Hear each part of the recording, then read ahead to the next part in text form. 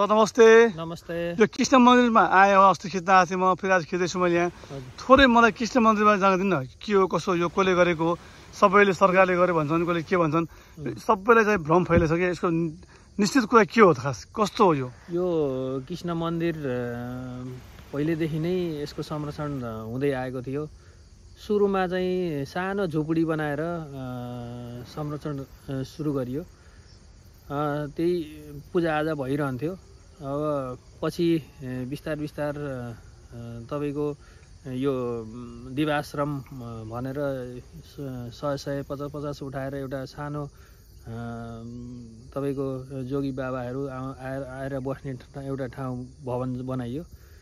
त्यसपछि हाम्रो सुनौलकै समाजसेवी देवी दिदीले एउटा यज्ञ लगाउनु भएको थियो, संस्कार स्कुल खोल्ने भनेर उहाँले एउटा यज्ञ लगाउनु भएको थियो। त्यसैबाट उठेको केही बजेट सहित उहाँले चाहिँ यो चाहिँ कृष्णको एउटा यो मूर्ति बनाउने योजना बनाउनु भयो र स्थानीयहरूको सबैको सहयोगमा उहाँले चाहिँ यो सुरु गर्नुभयो। सुरु गर्दै गर्दै जानुभयो। पछि बजेटको अभाव सिर्जना भएर उहाँले यो बिचमै बनाउँदै स्थगित गर्नुभयो। पछि यहाँको स्थानीय सबै मिलेर हामी सबैले चाहिँ अब यो देख्दाखेरि पनि एकदम खञ्जड जस्तो लाग्ने गरी अब धेरै समयसम्म यो मूर्ति रहिरहेपछि हामीले भरत थापा चाहिँ मेयर भइसकेपछि उहाँलाई रिक्वेस्ट गरियो। उहाँले चाहिँ रिक्वेस्ट गरिसकेपछि कागजी प्रक्रिया यो लगानी अरूले स्थापना गरेको ठाउँमा लगानी गर्न नमिल्ने भन्ने कुरो आयो। पछि सबैसँग सरसल्लाह गरेर दाइकोले चाहिँ त्यहाँ लगानी गरेर, नगरले लगानी गरेर, दाइको सहयोगमा लगानी गरेर चाहिँ यो निर्माण सम्पन्न भएको। यहाँ स्थानीयहरूको धेरैको लगानी, सामुदायिक बनेहरूको लगानीमा यो र देवी दिदीको आयोजनामा। त्यो कृष्ण मन्दिर जुन छ त्यो मूर्तिहरू, त्यो मूर्ति कति फुट छ त्यो 71 फिट जमिन तलदेखि माथिसम्म 71 फिट। यो एसियाकै पहिलो ठुलो मूर्ति हो क्या? यो हाम्रो दाबी चाहिँ एसियाकै पहिलो सबभन्दा ठुलो मूर्ति हो। अब हाम्रो तर्फबाट अहिलेसम्म कसैले पनि हामी चाहिँ एसियाकै भनेर आइरहेका छौँ। कसैले अरू राज्य या अरू ठाउँले चाहिँ यो दामोदर स्वरूप, यो चाहिँ खासमा के रहेछ भने यो कृष्ण चाहिँ तपाईँको दही चोरेर खाएर सबैलाई सताएपछि आमा यशोदाले चाहिँ कृष्णलाई रसीले बाँधेर एउटा यो खम्बामा चाहिँ रसीले बाँधेर राखेको दामोदर स्वरूप मूर्ति हो। अरू मूर्तिहरू चाहिँ यो यही हाइटमा चाहिँ भए पनि यो दामोदर स्वरूप मूर्ति चाहिँ एसियामै नभएको हाम्रो दाबी चाहिँ हो। अनि यो अहिले देख्छु म त्यहाँ कहिले मान्छेहरू आइरहेको हुन्छन्, त्यहाँ मजाको भजन कीर्तनदेखि लिएर हरेक कुरा हुन्छ। त्यहाँ कुन महिनामा के हुन्छ त्यहाँ तपाईँको? त्यहाँ यो पहिला पनि यहाँ समिति धेरै समितिहरूको धेरैको लगानीमा चाहिँ यो यतिको हुँदै गएको थियो।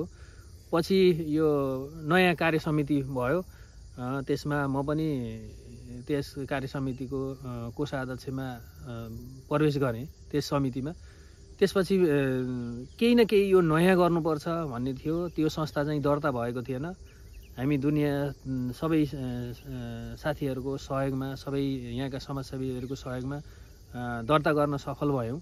त्यसपछि हामीले चाहिँ अब यसलाई केही गर्नुपर्छ, नयाँ गर्नुपर्छ, हामी युवा त्यहाँ पसिसकेपछि केही नयाँ गर्नुपर्छ भनेर मैले अब यहाँको सुनौलको धेरै ठाउँहरूमा चाहिँ दिवा कार्यक्रम सञ्चालन गरिराखेको देखेँ र यो दिवा कार्यक्रम सञ्चालन गर्नुपर्छ भनेर दिव्य कार्यक्रम सञ्चालन गरियो। यहाँ डेली तपाईँको बिहान 10 बजेदेखि 3 बजेसम्म भजन कीर्तन र बुवा आमाहरू बस्नुहुन्छ, रमाइलो गर्नुहुन्छ।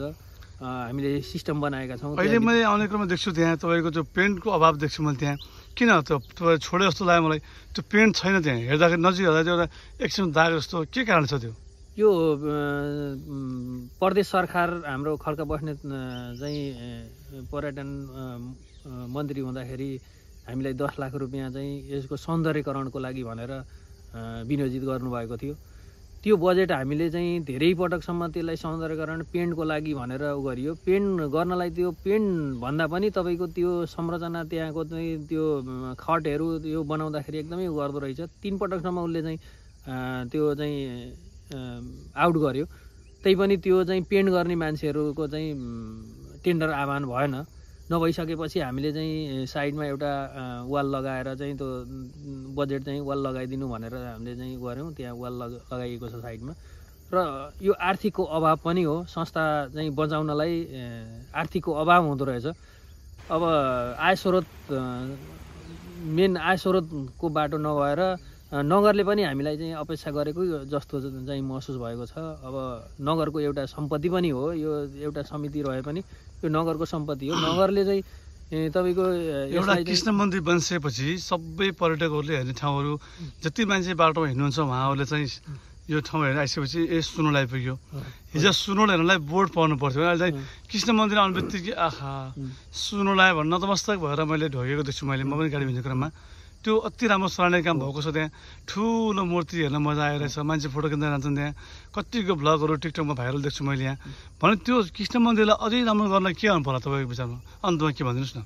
अब कृष्ण मन्दिरलाई चाहिँ कृष्ण मन्दिर यसको संरक्षण गर्नको लागि नगरले यो आर्थिक अभाव भएको हुनाले नगरले पनि धेरै चासो नदिइकन, स्थानीय सरकारले चासो नदिइकन, प्रदेश सरकारले चासो नदिइकन यस्ता संरक्षण गर्न आर्थिकै अभाव हो।